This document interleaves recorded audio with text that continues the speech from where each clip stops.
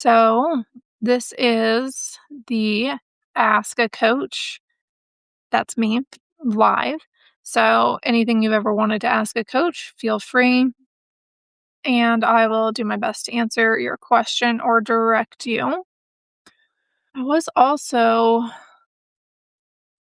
I was planning to try to show you guys how to automate your inbox. That might be a recording that has to come after because I don't see how I can do that on the Substack Live.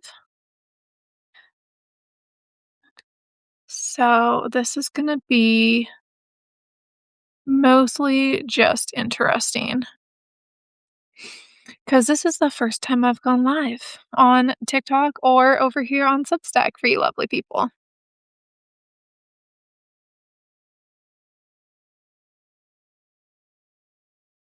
Okay, that's getting annoying. There we go. If anyone's gone live before or knows anything about all of this, definitely let me know. Look, some of my other favorite creators just went live too. Oh, God, I love it. Notifications everywhere. All right. When I'm looking like right here, I'm looking at TikTok. When I'm looking over here, I'm looking at the Substack. So I'm trying to keep everything kind of organized.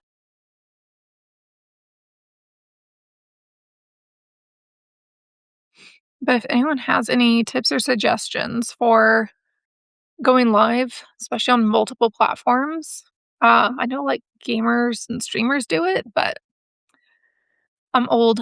I'm 35 and I don't play games, so all of this is new to me. Looks like there are 2 people on the Substack and a couple over on the TikTok. The fun part is I can only see numbers. On Substack, I can't see names other than maybe people writing in the chat, so that could be interesting. But I think what I'm gonna do is, since I'm not gonna be able to flip my screen around and show y'all how to do the easy Gemini automation, what I'll do is I'll screen record, I'll do like a Loom, and then I'll send that out later.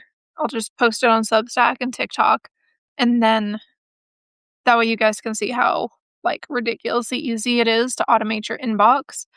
It is a paid feature, so you can get this on a personal Gmail, but they do ask you to pay, for one of their AI plans.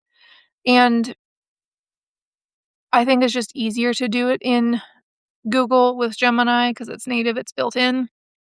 But that being said, Claude Cowork is making quite a splash, and if you're already paying for that, especially if you're on, like, the max tier, like the $200 one, it might be worth it to set up the email automations over there.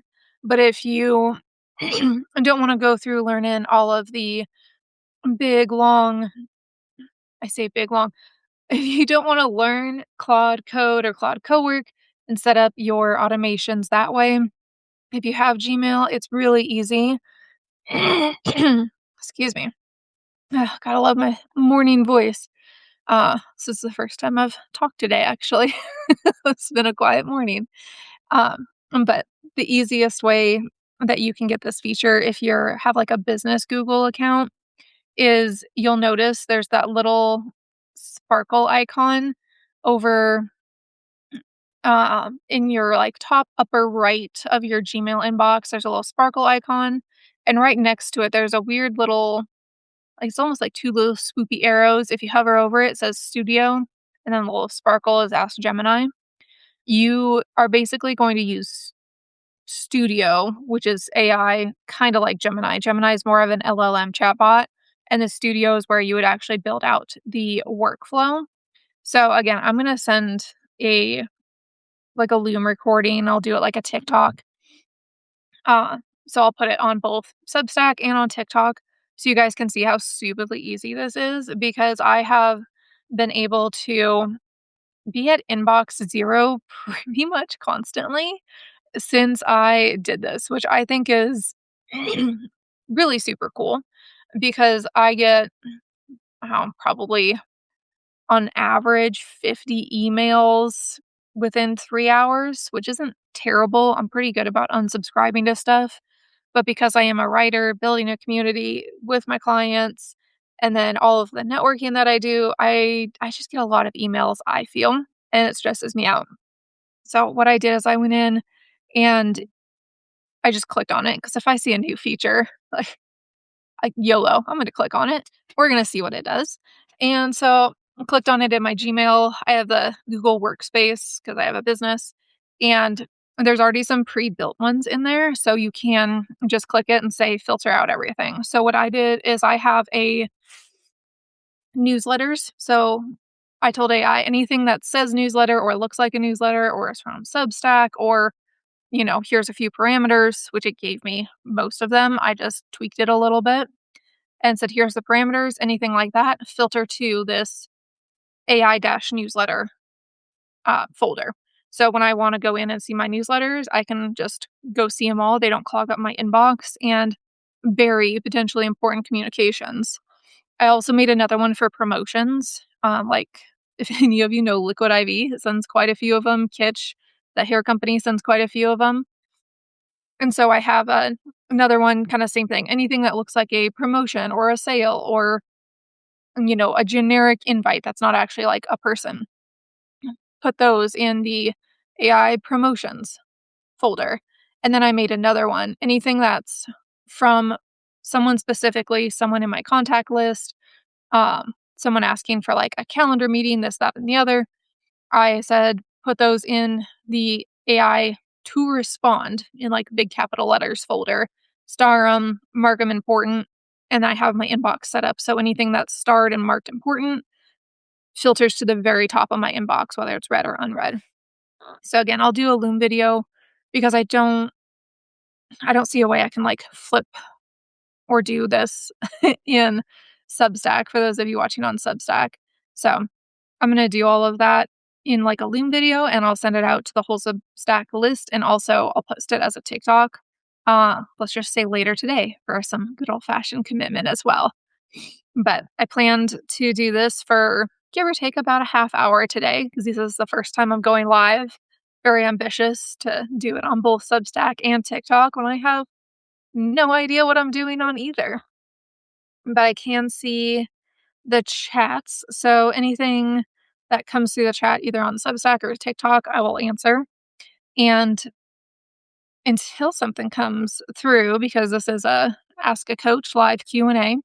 So anything you've ever wanted to ask a coach, or you can't afford a coach, or you're just curious, maybe you've asked other creators and they never responded to your messages. This is your place for that. Specifically, I am a business coach. So typically what that entails is a lot of systems in my world. So systems for communication, systems for automation. I just started talking about AI. So that's a big thing, but not in like a super tech heavy way. I'm not super techy. I can work tech and I can learn it, but it's not super, I don't know, just like in my brain. My husband, he just went and got a new gaming computer. Uh, is that yesterday? Yeah, it was 2 days ago. I think it was Sunday. So we went up to Micro Center. If you've never been to a Micro Center, I don't know if they have them around the country, but they have them here in Colorado. Those are some interesting stores. Like it is 100% nerd paradise. And it was pure chaos because they were also doing inventory. But we went up there. He got like this $3,000 tower computer that was basically everything that he would have done if he would have built this one. But you know, he works full time. He's got time to build the computer. So he was talking to me about the RAM and the CPU and the graphics card and the cooling fan. It's got like a little radiator in it. It's got, all the sparkly. Well, you would hate it if I said sparkly.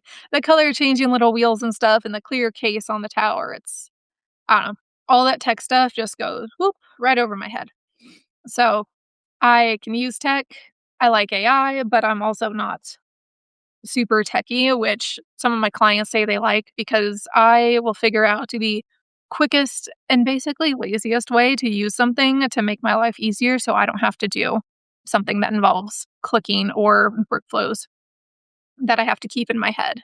So as a business coach, that is primarily what I focus on is helping people get their business, their operations out of their head and documented. And then we work on building not necessarily AI, but sometimes AI automations to do things in the background. So, and just like with my inbox being filtered, it was like 3 clicks and it's been great since I tried it. And so I will do things like that with my clients so they can see, like, okay, anytime a message comes in with these keywords, here's the shortcut to say, awesome, I'd love to schedule a meeting with you too. Here's my calendar. Because it's 2026, and I don't know about y'all, but I'm not going back and forth a million times in an email or a text message trying to find a time to meet somebody on Zoom or in person. Like, here's the calendar or here's where I'm going to be.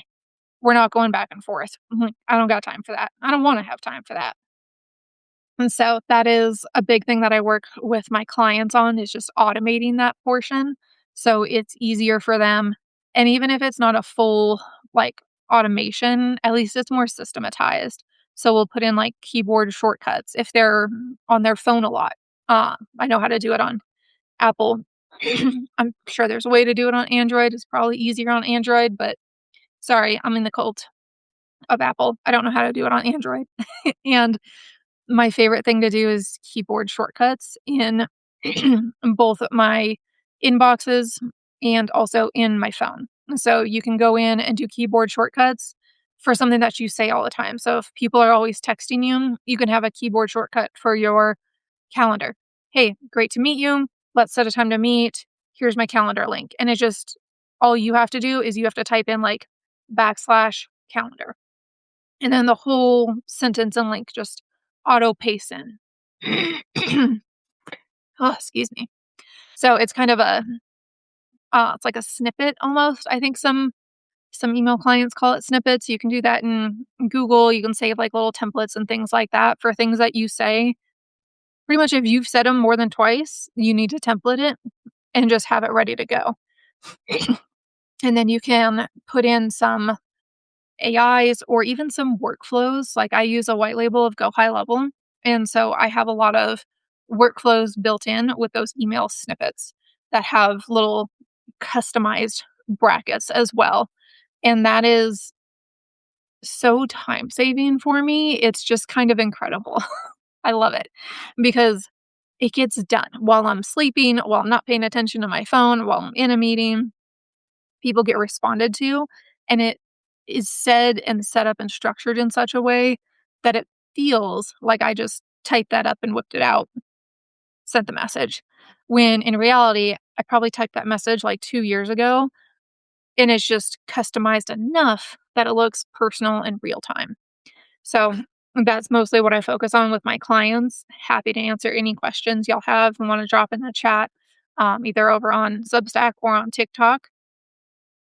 And one thing, just for funsies, in case anybody cares, I have my phone here and then my screen behind it, so that's why I'm kind of like moving back and forth. Uh, because Substack is on my screen, TikTok's on my phone. I'm noticing, I don't know if anybody else has noticed this. Substack is just like pure straight. This is what my camera, which I think is like a 1080p web camera sees. It's not super great. Um, it's very interesting the difference. I wish my other phone was charged. I'd take a picture. The difference between how you appear on Substack and how you appear on TikTok. Like, I've been thinking for a while, like, I swear TikTok puts a filter on me, even though I don't have a filter. And right now, like, side by side comparison, yeah, TikTok definitely, it puts a little bit of a filter on you, even if you didn't tell it to put a filter on, which is, I think, kind of interesting. I've noticed that even in my regular posts and videos that I record as well. Like the way they record in my phone is not the way they appear in TikTok, even though I didn't do any of like the face shape or like makeup setting filters.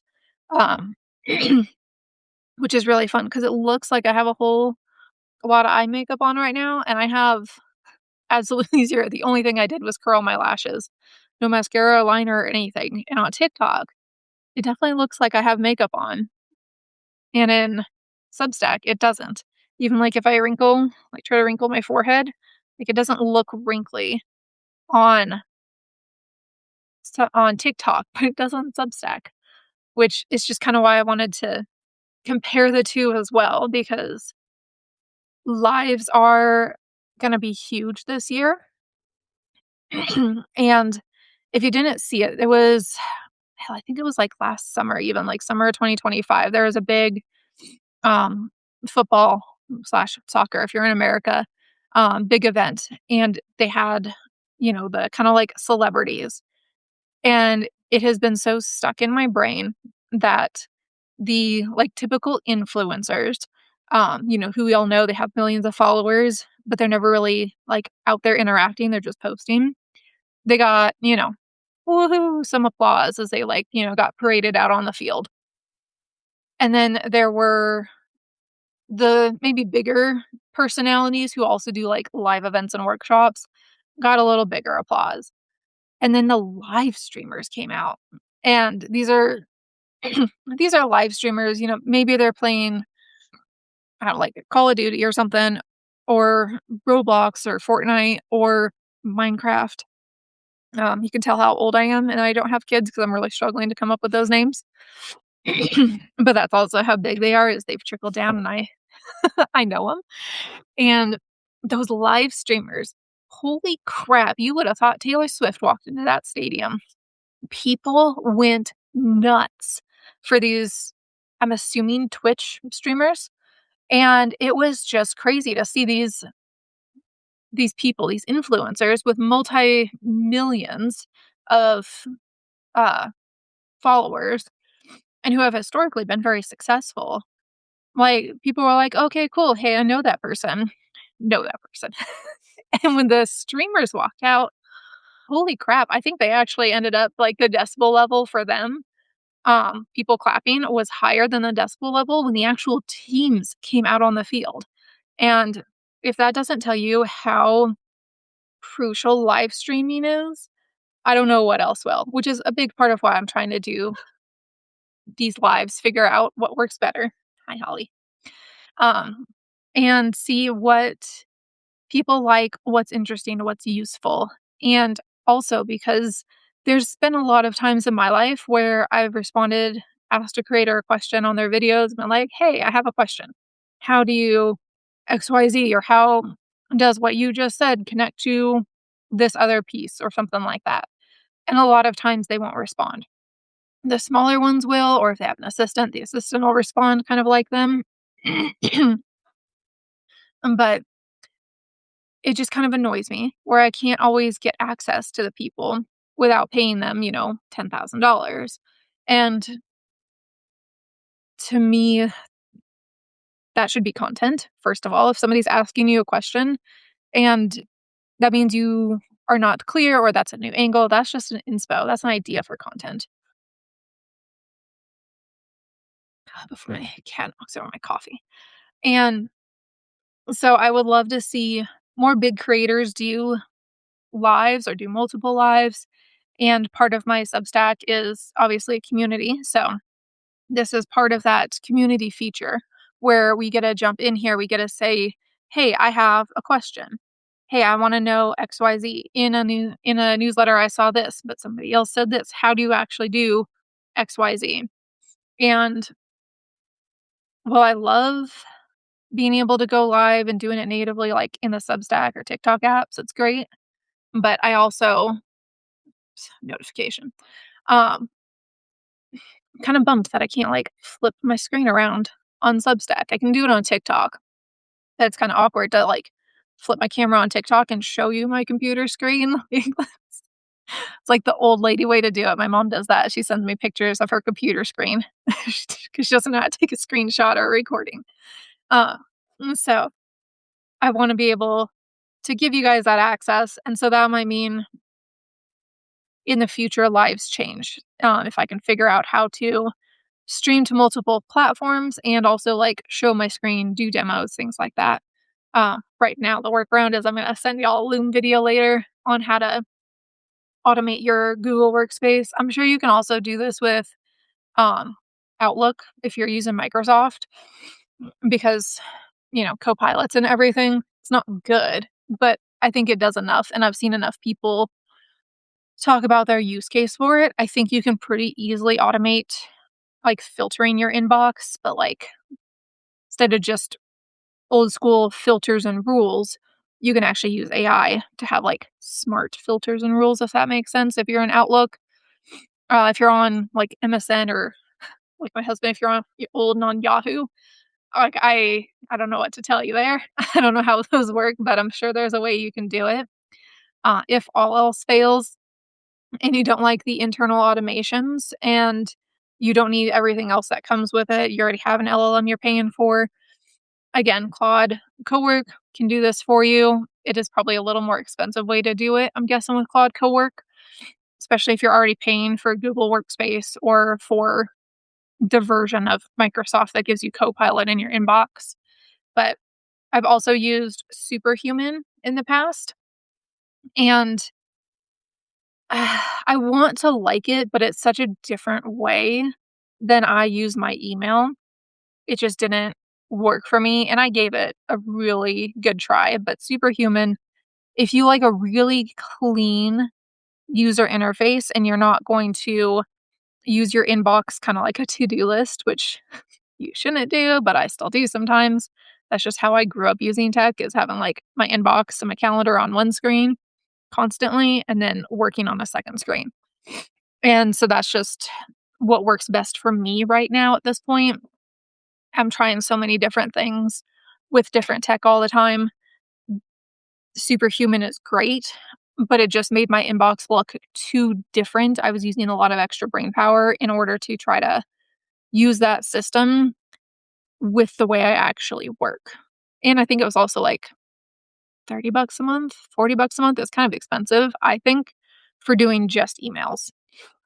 When for 20 bucks a month I can get Claude Cowork now that does it all.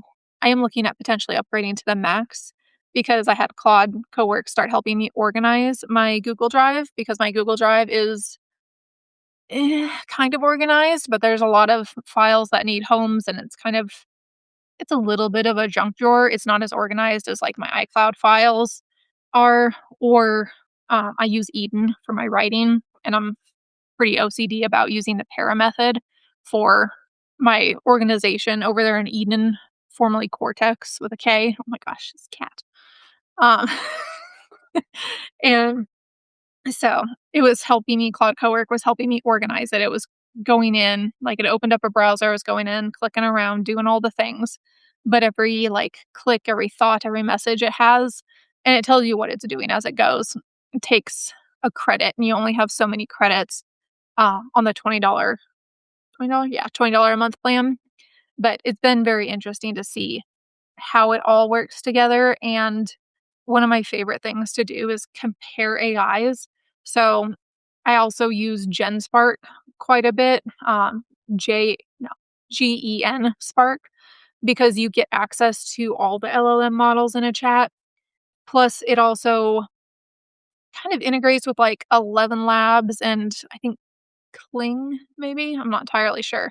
But like you can give it a script and it'll turn it into a podcast or it'll do the clipping for you. It does have an agent thing that'll like call and make a reservation or call and sit on hold with the IRS if you needed to.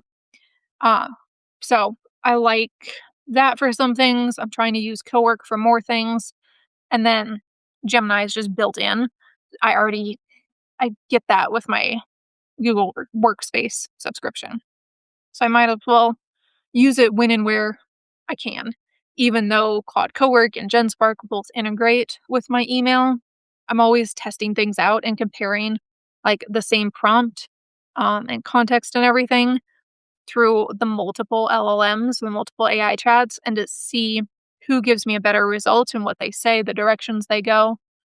Kind of a cool thing about both Eden and GenSpark is you can use multiple agents. So you'll give it a prompt or ask it something, and it'll go through, it'll ask Gemini, ChatGPT, and Claude, and then it'll synthesize all three of their responses and then give you It's like cogent response, which I think is pretty cool, where you get access to all the different LLMs, not all, the big 3, and for $20 a month instead of $20 for each of them, because subscription fatigue is is real. So, that's been really interesting to see the different results and then the kinda systematizing or synthesizing, I should say, of the results depending on what you're using. And I like that I can also select if I'm doing something where I know, like, I don't need strategy, I don't need your extra thoughts, I need good writing, so I do less editing. Okay, I'm gonna click and I'm gonna use Claude.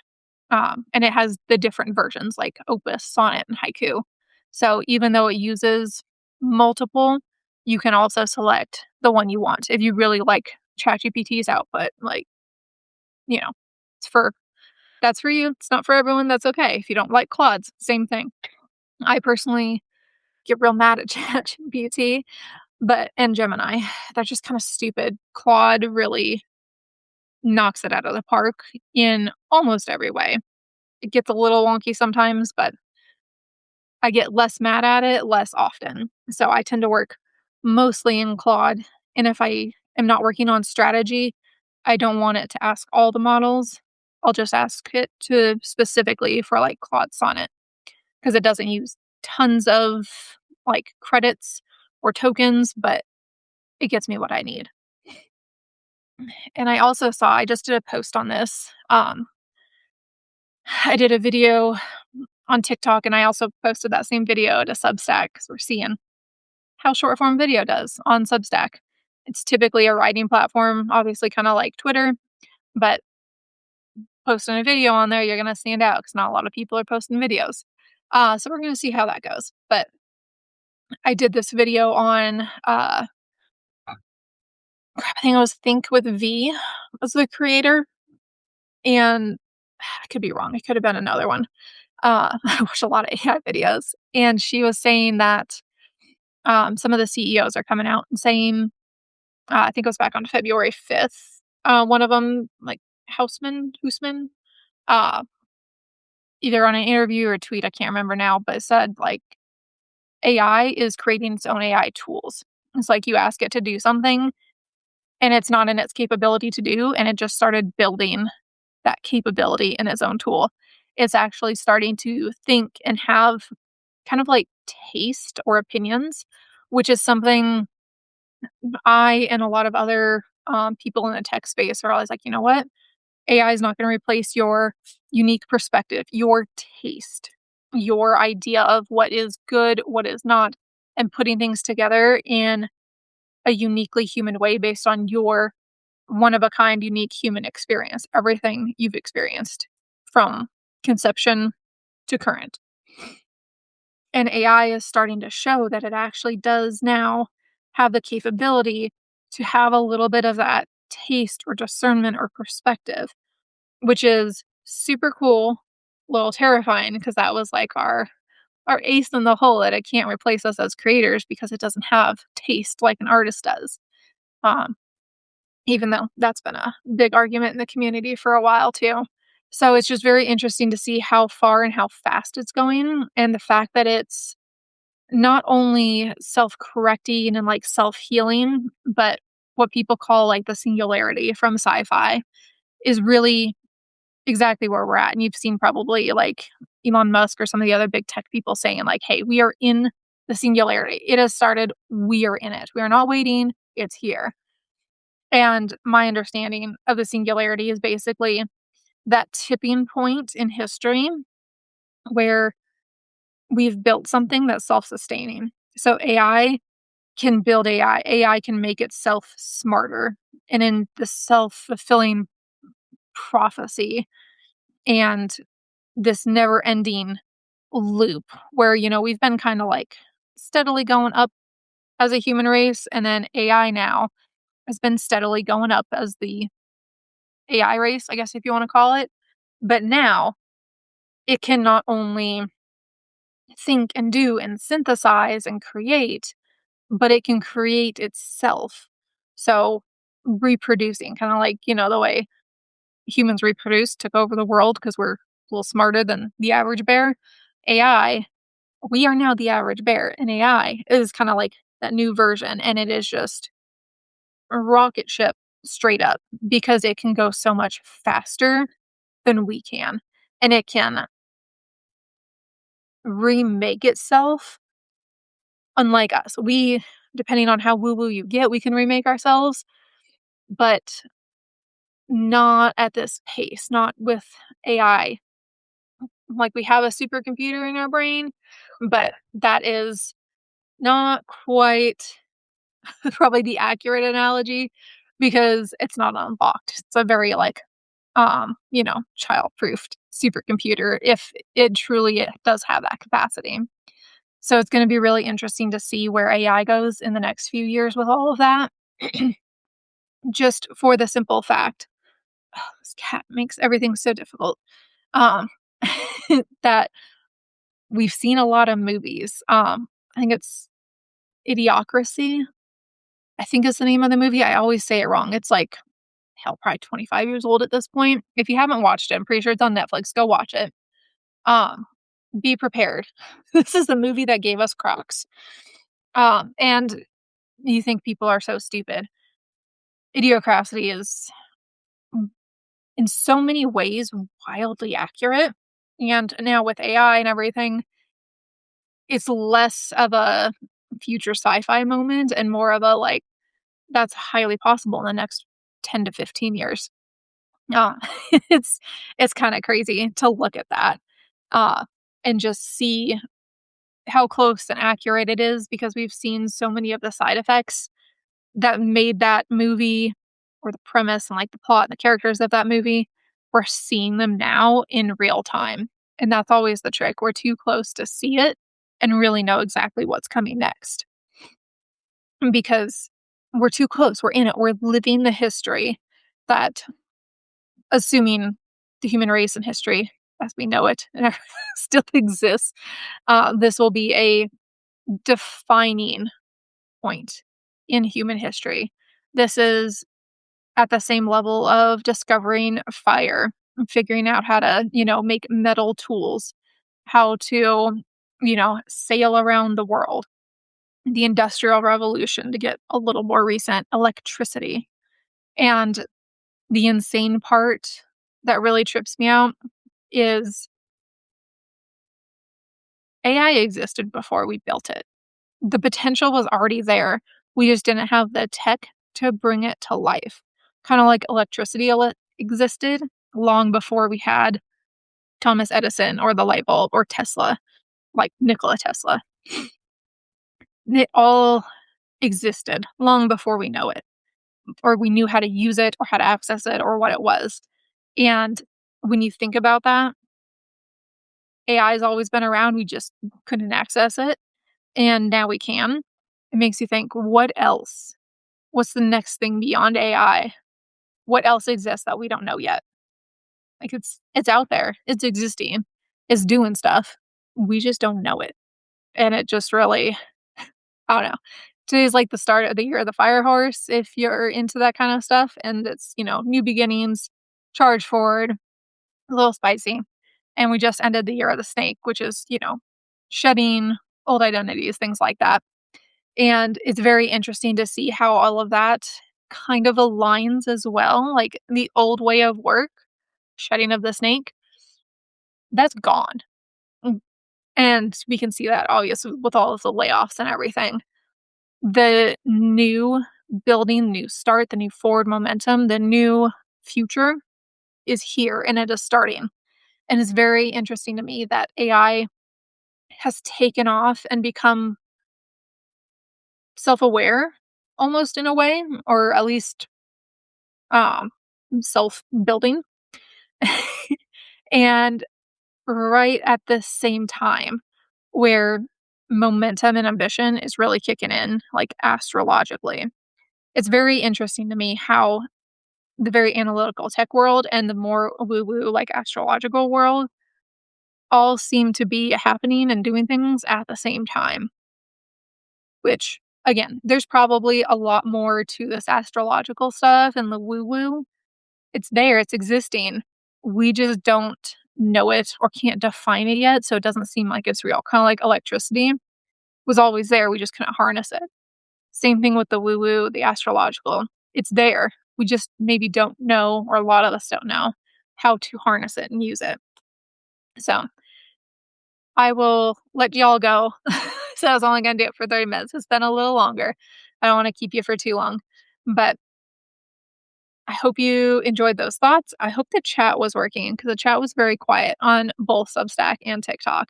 So, hopefully that was working. If not, feel free to send me like a DM or a message. I'm pretty open on both platforms if it wasn't working. And I think these lives are recorded and will be posted after. So, thanks for letting me ramble while I have my morning cup of coffee. And if you have thought of anything or want to see anything, feel free to send me a message and I am happy to do a loom on it or reach out and talk to you about it in the comments on either platform as well. And with that, I will shut up and let y'all get back to your beautiful Tuesday. I hope y'all have an amazing day. See ya.